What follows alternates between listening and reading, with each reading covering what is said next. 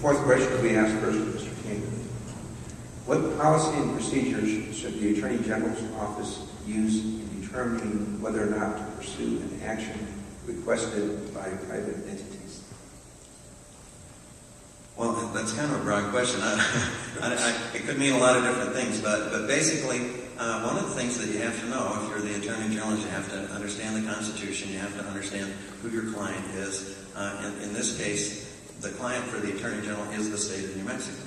And so if there are private entities that come and ask for the Attorney General's office to do something or to represent them, the first issue is that we don't represent private clients. It would violate the anti-donation clause of the Constitution for us to represent private clients.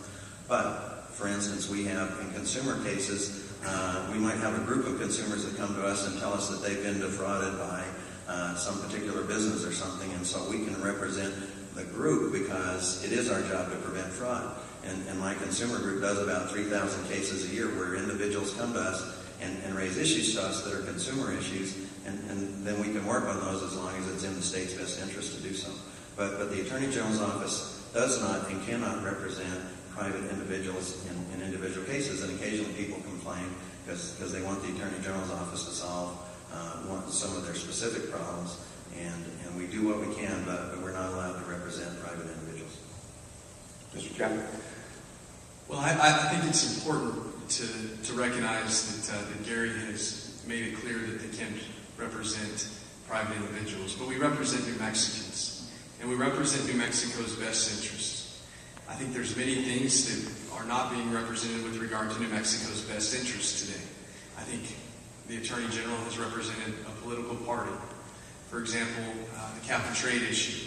I don't think we're representing New Mexico's best interests when we're getting involved in that and legally guiding the Environmental Improvement Board. I don't think we're representing New Mexico's best interests when we're agreeing with the Secretary of State that you can have a write-in candidate without a lieutenant governor.